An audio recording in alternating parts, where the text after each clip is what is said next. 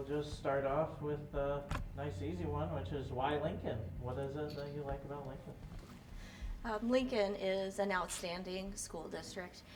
They are well known for their academic excellence and have a wide variety of programs in place to make sure that all students are successful.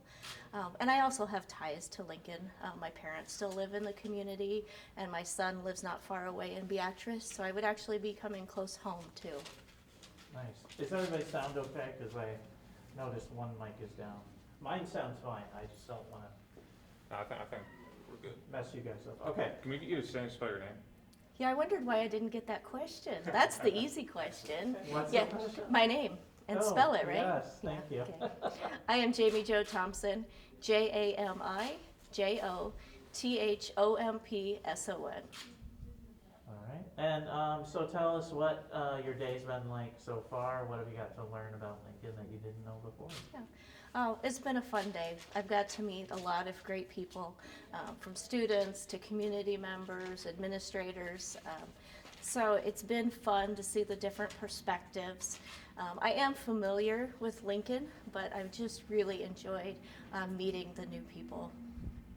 Excellent. How do you see kind of where we're at as it pertains to the pandemic, and what are some of your priorities in terms of keeping kids in school healthy and safe? You know, the pandemic has been a challenge for everyone, and as soon as you think you have it figured out, then it changes, so you have to reevaluate the situation. But I think that Lincoln has done a great job of looking at the data and making decisions based upon the actual COVID cases within the community and within the schools. Priority has to be given to keeping kids in school because we saw that remote learning just isn't effective for most students. There are a few people that thrive with that online learning environment, but most need that one-to-one attention that they get in the classroom. So we want to keep kids in school if at all possible, but make sure that they're doing it safely as well. So you started out in Lincoln as a student teacher. Yes. And given the opportunity, or potentially given the opportunity to come back, what do you hope to bring to LPS? You know, you mentioned that I did my student teaching here. When I left to go to Beatrice, I thought I would be there for a few years and I would be coming back to Lincoln. But I met my husband and I stayed there for 18 years. So I am excited about the possibility of coming back. I think I bring the perspective of I have lived Nebraska Public Schools as a student, as a parent, as a teacher, and an administrator, so I am a very strong advocate. You know, I've seen all the great things that Nebraska Public Schools does for students and for families, and I'm familiar with this area. I understand the values of Midwesterners, you know, the hard work and the compassion and the caring that we have for one another and how we're there to help each other out through hard times like the pandemic.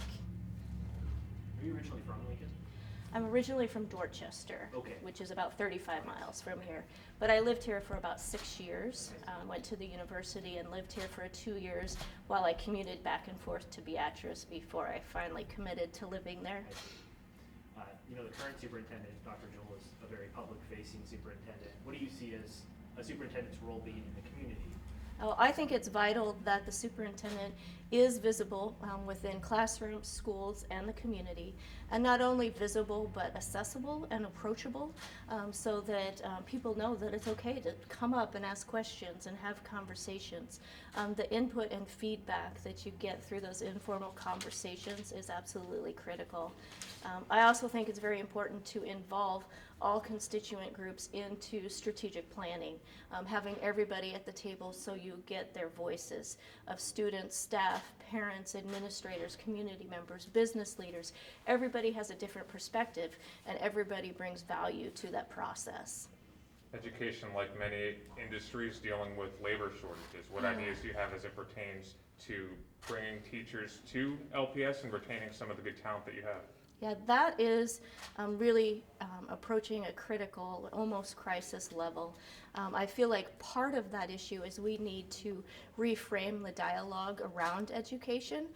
There are lots of teachers that still love the profession, and we need to make sure that we're getting those stories out in front of our young children so that they want to come back and be teachers. But we have to be aggressive with our recruiting, and I think we really have to grow our own teachers. We can do that through encouraging and incentivizing our paraeducators to take college courses so that they can join our teaching staff. We know that they have the talent and the skills, they're just missing that certification piece. And also growing our own means having high quality teaching or education career academies within our high schools, so that we can recruit those students at a young age and show them that education is a great profession. But then also I think that helps to make sure that the teaching workforce then mirrors the student population, because you're pulling right from your own student population, and it helps bring in that diversity piece. When you say, Oh, go ahead. when you say reframe the dialogue, that's an interesting phrase. Like, what's kind of being lost in translation? Where's the miscommunication happening there as you see it?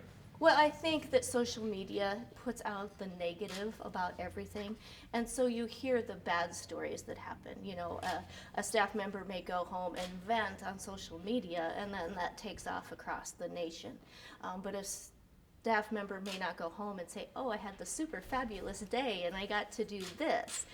Those are the stories we need to make sure that we're telling, so that people see that education is a great place, and we're still making a great difference for kids, and that's why people want to go into the profession.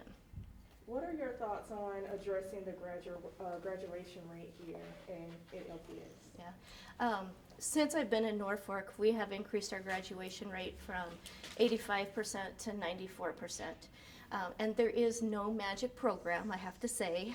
It just takes a lot of hard work, really focusing on the priority standards and making sure that you are identifying those kids that are struggling very early and putting interventions and supports into place. And also then at the younger level, making sure that we have high quality preschool programs, so that we can get kids entering kindergarten on a level playing field. It's much easier to intervene with a 3 or 4-year-old whose brains are still forming than it is a student that is older. And then having strong multi-tiered systems of support in place, so that if a kid is struggling in 1st, 2nd, 3rd grade, we can address it as early as possible.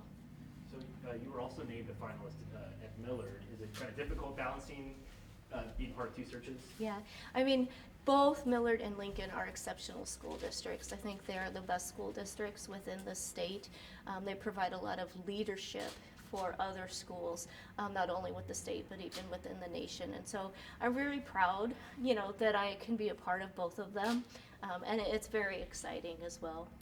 How would you put into words what kids mean to you, why it's important for you to see kids have the opportunity to be successful? You know,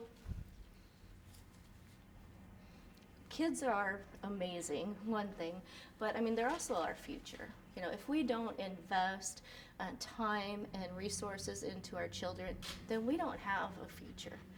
We have to make sure that we are creating children that are able to go out into the world and be successful, and join our workforce and continue to make our communities thrive.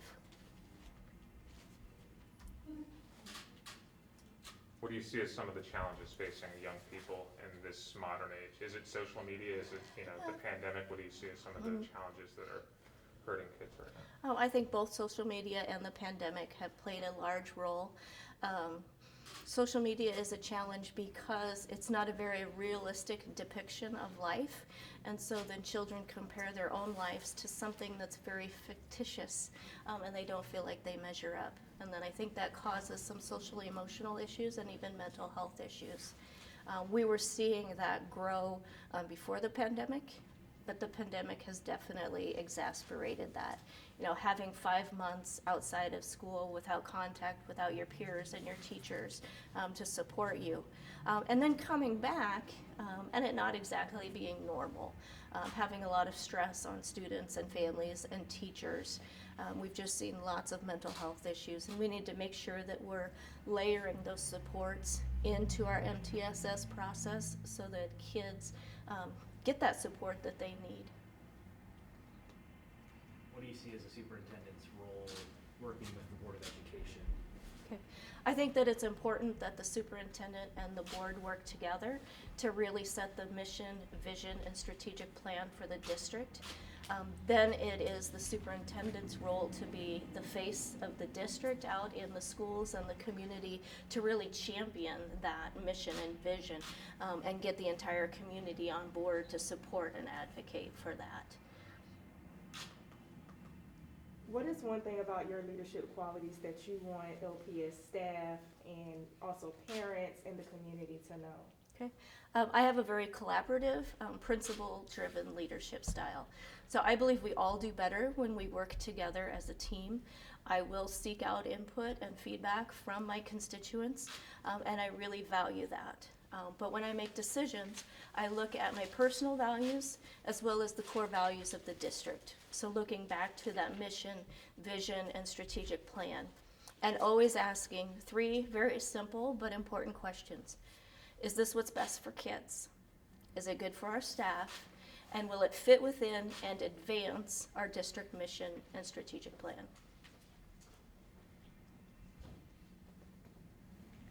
Excellent. Do we have more time? Okay. I think we got more time if you guys want it. All right. Okay.